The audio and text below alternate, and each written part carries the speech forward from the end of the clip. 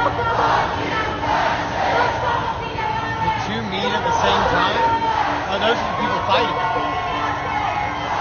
The cops are probably keeping them separate. Those are probably the people saying. On January 21st, 2025, the Department of Homeland Security officially ended its long-standing sensitive locations policy, a rule in place since 2011 that had shielded schools, hospitals, churches, and other public places from immigration arrests without strict justification. Ahora sí, mira, para los que trabajamos aquí en la jardinería nos cayeron también. Nos acordamos del chapín que se subió al árbol y nosotros también, mira, aquí nos subimos también a ver qué pasa, pero nos cayeron ahora en este momento, son las 9 de la mañana. Illegal migrants will no longer be able to hide in schools and churches to avoid arrest, a DHS spokesperson declared. Under the new directive, ICE and CBP agents were granted broader authority to operate inside churches and schools. 10 days later, on January 31st, ICE released an authorization granting field supervisors the authority to carry out arrests in these areas without a court order. According to reporting from the Texas Tribune, ICE detained individuals during a multi-day sweep targeting public spaces, including areas that were once protected. And ICE agents also conducted operations in North Texas. The agency says it arrested 84 people across North Texas on Sunday. A spokesperson told our news partners in Dallas those taken into custody were arrested for various reasons, including drug charges or overstaying. Every person detained will go through processing at the Dallas ICE field house, or the office, I should say, before facing potential deportation. In El Paso, Bishop Mark Seitz publicly declared that the Catholic Church stood with immigrants.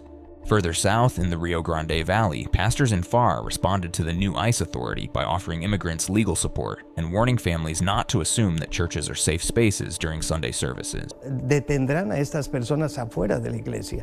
He says, "We pray about what could happen, that authorities can come here. We hope they'll detain people outside the church." At Lupi, a community group in the Rio Grande Valley, organizers said they are preparing for increased ICE activity. It's extremely dehumanizing, and it's outright racist and xenophobic. That's exactly what it is, and that's what we're going to call it.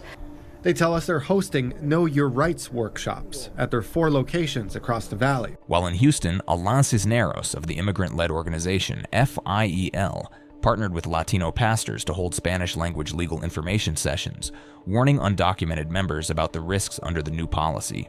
Soon after, a coalition of Christian denominations, including Baptist, Lutheran, and Quaker groups, sued the Trump administration to block immigration arrests in houses of worship, accusing Homeland Security Secretary Kristi Noem of violating First Amendment protections and religious freedoms.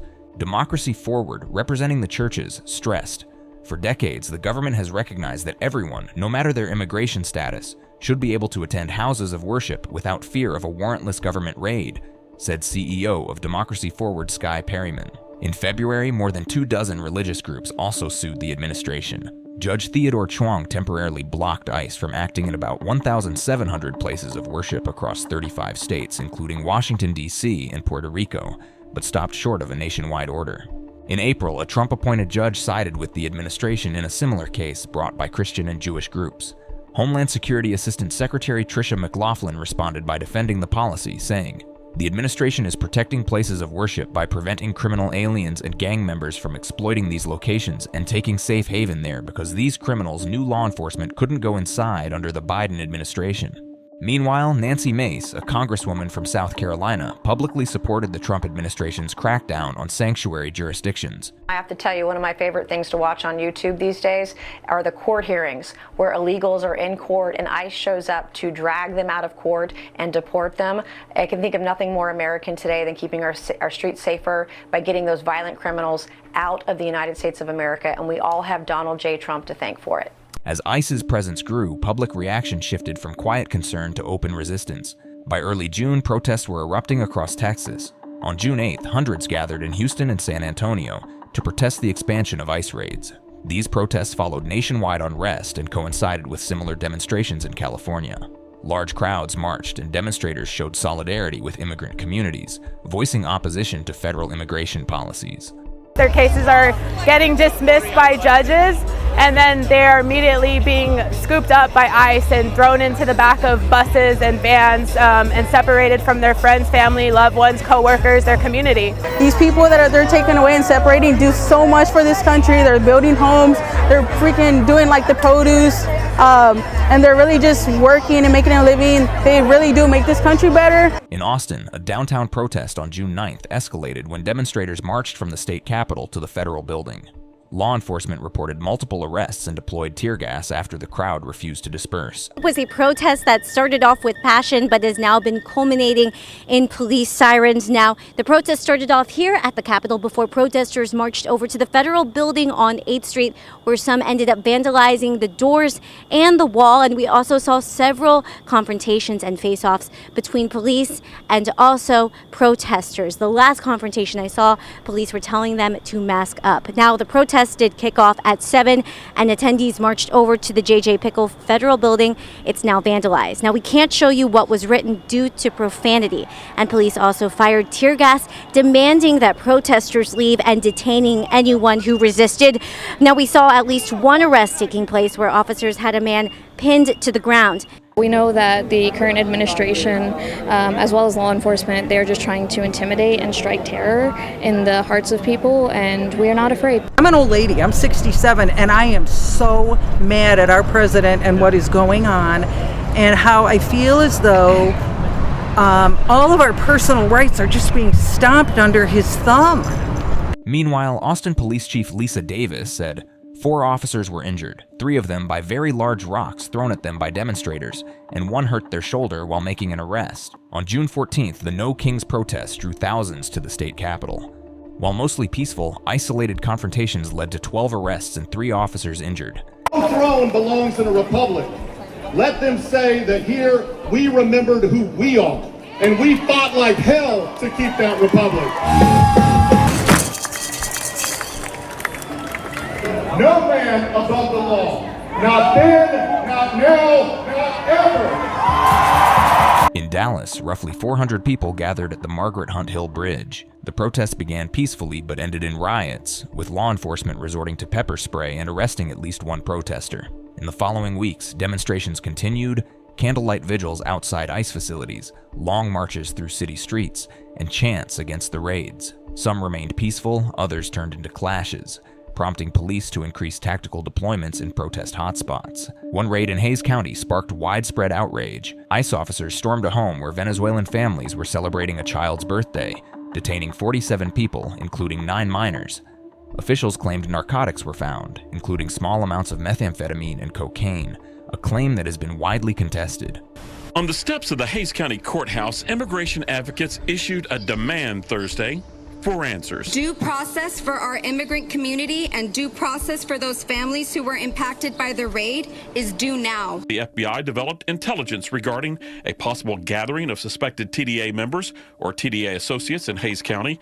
The agents established sufficient cause to obtain a search warrant, and that state and federal prosecutors will evaluate potential charges based on evidence obtained. Judge Becerra also was critical of the money that the federal government is spending to catch and deport undocumented immigrants. They told us this was about keeping America safe. Safe from who? The busboy? The mom who cleans hotel rooms?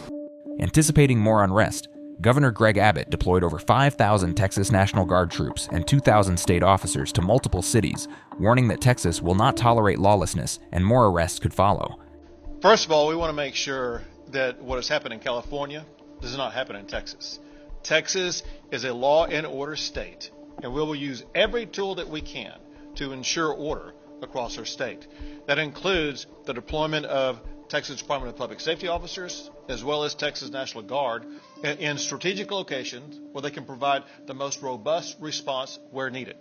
In your protest, you damage somebody's property or you harm an individual, that's violating the law, and you will be arrested for it. Peaceful protests are part of the fabric of our nation, but Texas will not tolerate the lawlessness we have seen in Los Angeles, Mahalaris said in a statement. According to Abbott, a total of over a dozen protesters have been arrested so far, and the state is prepared for more. Well, looks like the National Guard has arrived at the Emily Morgan Hotel. As enforcement expanded across Texas, legal challenges intensified. On July 15th, the ACLU filed a new lawsuit in the Southern District of Texas, citing enforcement actions that occurred in June and early July. According to the complaint, ICE officers conducted arrests near schools and church parking lots, including areas outside the March Injunction's protections.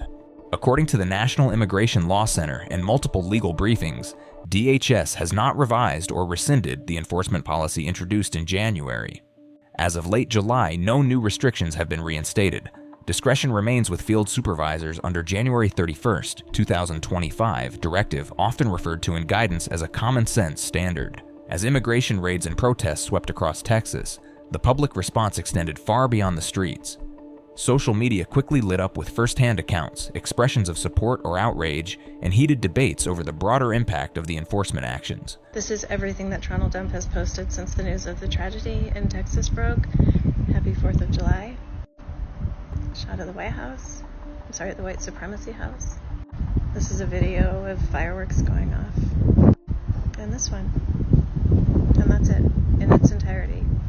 He's active on social media. He's surely been made aware, and yet this is what he's posting about. My people, as a Cherokee chief, what's going on has been wrong. It's been going on way too long. If we don't unite as the people, they will stay doing this to us. Another case shared online involved an elderly woman whose home was reportedly raided during an operation linked to Texas Attorney General Ken Paxton's broader enforcement effort. Lydia, let's get the main part out of the way. Are you here to admit that you have been breaking the law for 36 years, if not recently? Ballot harvesting that warrants people knocking on your door? This has been terrible. I'm not guilty of any of that. I'm an old woman, retired. I'm also a commander with the American Legion.